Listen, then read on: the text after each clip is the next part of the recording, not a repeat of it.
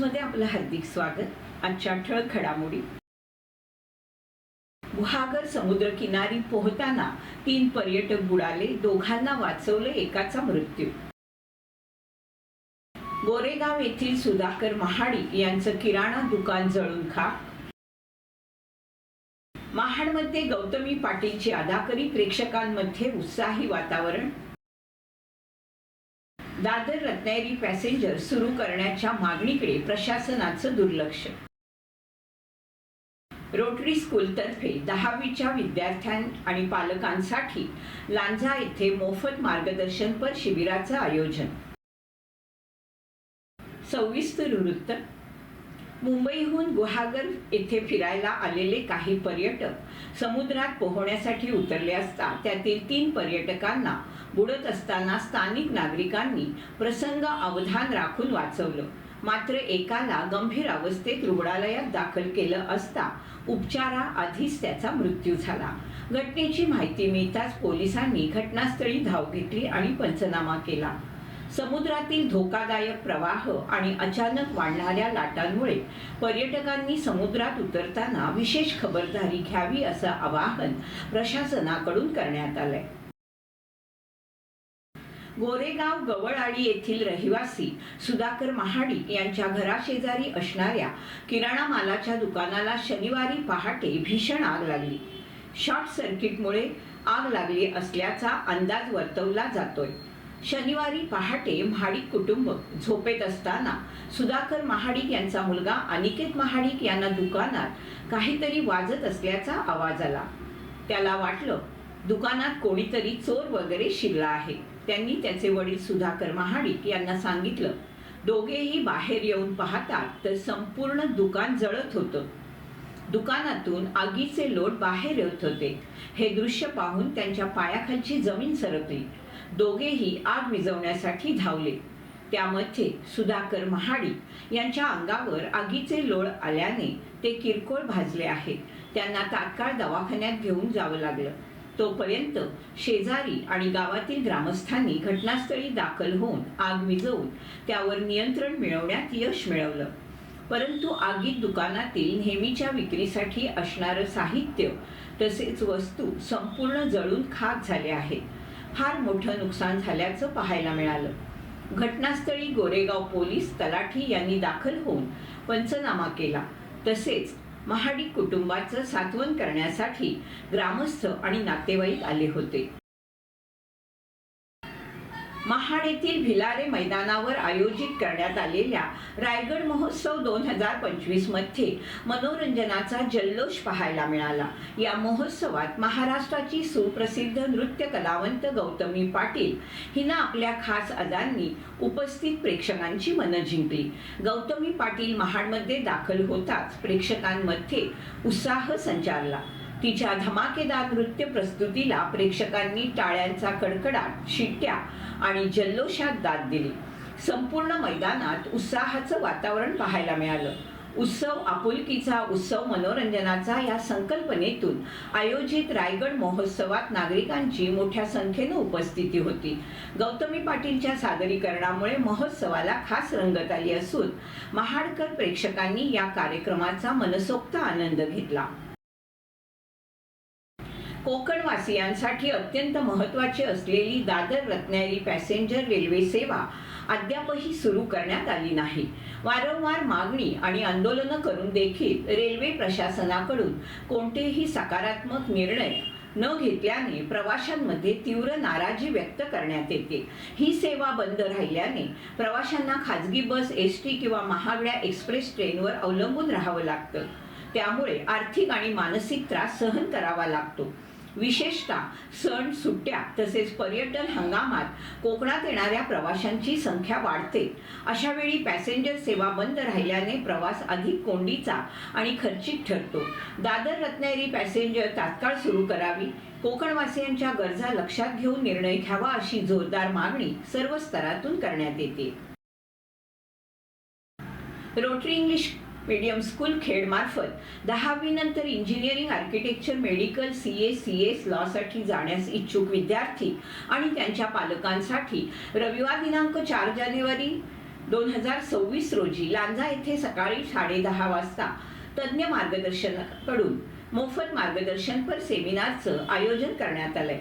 सदर seminar multipurpose hall, police वसाहत, साटवली road, Lanja या ठिकाणी संपन्न होणार असून मार्गदर्शनासाठी राजस्थान कोटा येथील तज्ज्ञ व्याख्यात्यांची खास उपस्थिती असणार आहे। इच्छुक विद्यार्थी आणि त्यांचे पालक यांनी आपला अनमोल वेळ वाया न घालवता त्वरित या मोफत सेमिनारचा लाभ घ्यावा आणि अधिक माहितीसाठी rotary English medium school, Khed, phone number 7843036902 यांच्याशी संपर्क साधण्याचं आवाहन रोटरी स्कूलचे चेअरमन बिपिनदादा पाटणे यांनी केलंय। शिवतेज आरोग्य संस्थेच्या सिद्धयोग लॉ कॉलेज खेड येथे शनिवार दिनांक 27 डिसेंबर 2025 रोजी मुंबई विद्यापीठाच्या विधी विभागातील नामवंत प्राध्यापकांची विशेष व्याख्याने संपन्न झाली। मुंबई विद्यापीठाचे सहाय्यक प्राध्यापक शीतलकुमार सेतिया यांनी कायदा आणि समाज यांच्यातील संबंधाचा न्यायशास्त्रीय शोध या विषयावर मार्गदर्शन केलं। प्राध्यापक डॉक्टर संजय जाधव यांनी करार कायद्याचं न्यायशास्त्र या विषयावर विद्यार्थ्यांना सखोल माहिती दिली। या व्याख्यानामुळे विद्यार्थ्यांना कायद्याचे सैद्धांतिक आणि व्यावहारिक ज्ञान मिळालं।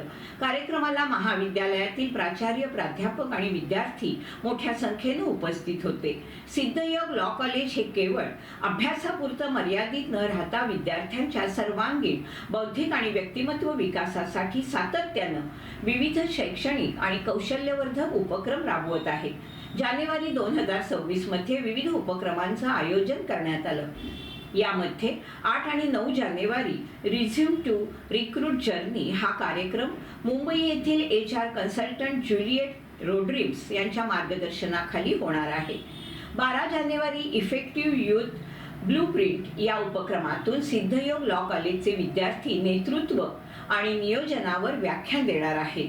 13 ते 15 जानेवारी youth and cyber safety and law wise youth या विषयावर विद्यार्थी प्राध्यापक संयुक्त उपक्रम आयोजित करण्यात येणार आहे। आपल्या परिसराचा आरोग्य आणि आनंद निर्देशांक वाढवण्यासाठी 16 आणि 17 जानेवारी रोजी मुंबई येथील हिल वाईब संस्थेचे संस्थापक Manish Sule breathe and believe session घेणार आहेत। अधिकाधिक शाळा कॉलेजपर्यंत पोहोचून आपल्या परिसरातील कौशल्य निर्देशांक वाढावा यासाठी सिद्धयोग लॉ कॉलेज सतत प्रयत्नशील असतं।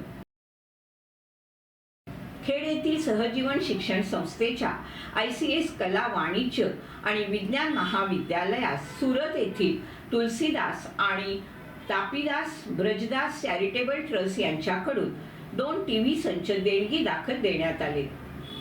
आजच्या आधुनिक तंत्रज्ञानाच्या काळात विद्यार्थ्यांना वेगवेगळ्या तंत्रज्ञानाचा अभ्यास करता यावा, तसेच विविध ऑनलाईन रिसोर्स पाहता यावेत आणि शैक्षणिक व्हिडिओ इतर शैक्षणिक कामकाजासाठी ट्रस्टनं महाविद्यालयाला 2 TV संच देणगी दिले। यामुळे विद्यार्थ्यांना त्यांच्या शैक्षणिक कार्यात लाभ होणार आहे।